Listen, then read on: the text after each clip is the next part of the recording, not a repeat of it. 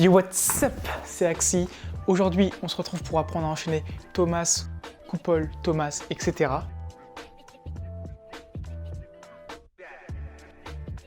C'est une transition que je kiffe et qui est plus ou moins simple à apprendre. Cependant, avec ce tutoriel, tu n'auras plus aucun secret pour l'apprendre.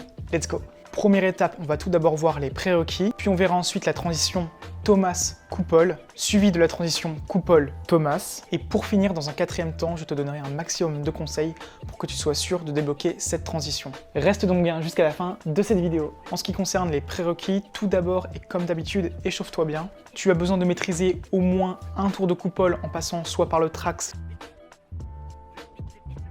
soit par la tête.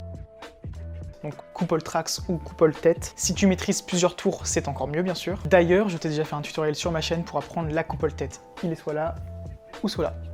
Puis bien sûr, tu as besoin de maîtriser un minimum le Thomas, au moins un tour, voire plusieurs tours, c'est toujours mieux.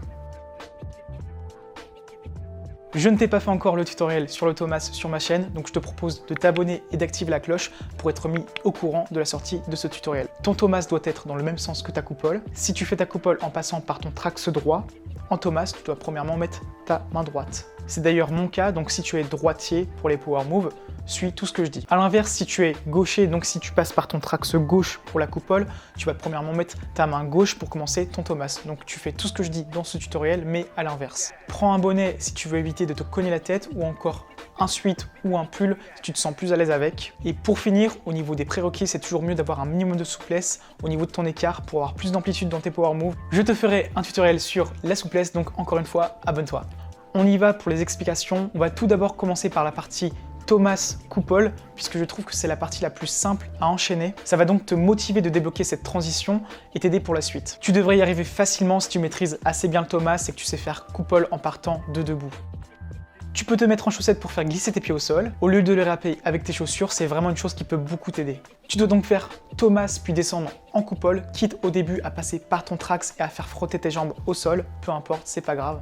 Ensuite, pour ne plus toucher le sol avec tes pieds, tu vas devoir mettre davantage d'énergie, tout en gainant bien tes jambes, donc en ayant les pieds en flex et non en pointe. En repoussant bien le sol avec tes bras, puis en entrant en couple sans passer par ton trax. Un peu comme un départ couple en partant de debout. Quand tu rentres en couple après ton Thomas, c'est la même chose plus ou moins. Tu peux t'entraîner à poser ton pied droit sur un support pour apprendre à bien rentrer en couple après ton Thomas. Ou encore partir en couple en partant du pied gauche au sol, ou alors en portant d'un petit gainage en équilibre. Tous ces petits exercices vont vraiment t'aider pour apprendre à faire Thomas couple. On passe à la partie couple Thomas qui, d'après moi, demande un tout petit peu plus de travail. Après la couple, on va donc devoir passer par le trax pour remonter en Thomas. Donc tu dois vraiment maîtriser une bonne poussée de ton trax en faisant par exemple trax air trax, trax freeze tête, trax freeze coude, trax équilibre,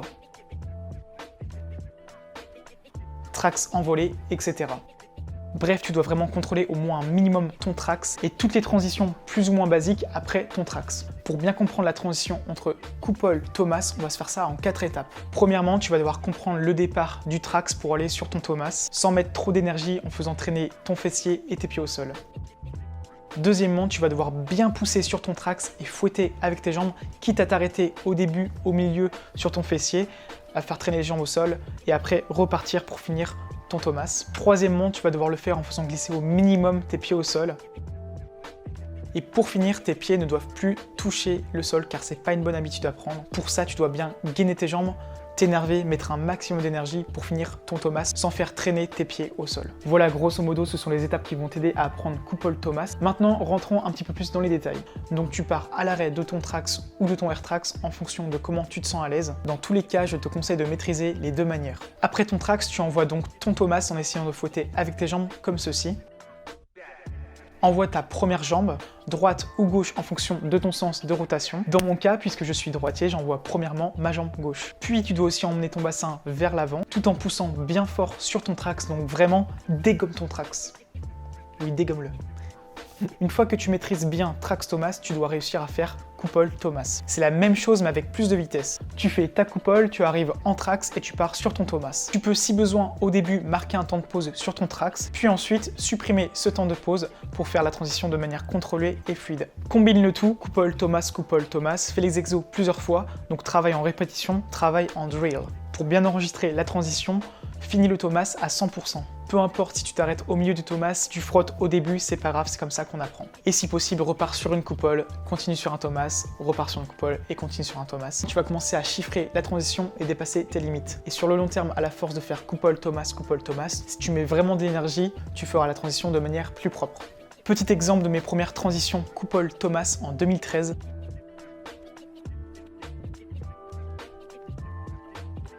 On voit bien que c'était pas du tout propre, puis avec de l'entraînement et en essayant de pousser mes limites, j'ai progressé. Comme pour faire Thomas coupole, pour faire coupole Thomas, tu peux t'entraîner en t'aidant d'un support. Tu vas pouvoir ainsi décomposer le mouvement et bien le comprendre. Pose ta première jambe sur un support et entraîne-toi à pousser sur ton trax, en emmenant ton bassin vers l'avant. Puis tu fais la même chose avec ta jambe droite pour le moment où tu es devant.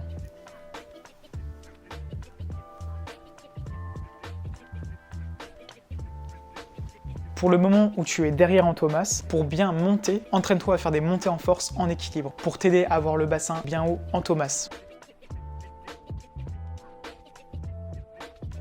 Je te conseille maintenant de vraiment chiffrer les tours pour progresser et pousser tes limites. Essaie donc de faire le plus de fois possible coupole Thomas, coupole Thomas, coupole Thomas. Et ça, peu importe si tu manques un moment d'énergie, peu importe si tes jambes frottent le sol. Ça améliorera ton contrôle, ta propreté et ton endurance. Tu peux aussi te lester en mettant des poids à tes pieds. Ils pèsent 500 grammes chacun. Je te mets le lien en description pour t'équiper de ces poids. Entraîne-toi un peu avec. Lorsque tu les enlèveras, tu auras la sensation de voler et donc d'être plus léger et la transition sera plus fluide. Que tu sois plus à l'aise sur une coupole trax ou une coupole tête, ça reste plus ou moins la même chose. Mais personnellement, je trouve ça bien plus beau de passer par une coupole tête, donc par le air trax. Aussi, avant de t'entraîner à enchaîner coupole Thomas, tu peux visualiser la transition dans ta tête en essayant de ressentir les sensations. Ça va vraiment beaucoup t'aider. On reparlera d'ailleurs de la visualisation dans une prochaine vidéo. Tu peux aussi te convaincre que tu sais déjà faire l'enchaînement. On appelle ça de l'autosuggestion. C'est une croyance qui devient petit à petit réalité.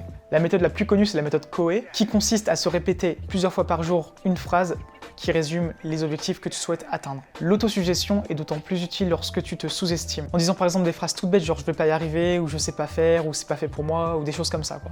Donc remplace cette phrase par je sais enchaîner coupole Thomas, même si c'est pas vrai, on s'en fout, ça va chanter ton cerveau, ça va lui faire croire que tu sais déjà le faire. Donc il va mettre des mécanismes en place pour que tu fasses ça plus rapidement. Sur le long terme, en affirmant des choses positives, tu vas davantage progresser qu'en affirmant des choses négatives. On appelle aussi ça la loi de l'attraction. Si tu as kiffé ce tutoriel, tu peux me soutenir sur la plateforme Tipeee, Utip avec le navigateur CryptoTab ou sur la plateforme Coinbase. Pose tes questions, tes remarques en commentaire, même si tu n'en as pas, pose-les quand même, ça améliore toujours le référencement de mes vidéos. Partage la vidéo avec tes amis, avec tes élèves, avec quelqu'un que ça peut aider. Mets un j'aime, abonne-toi, peace!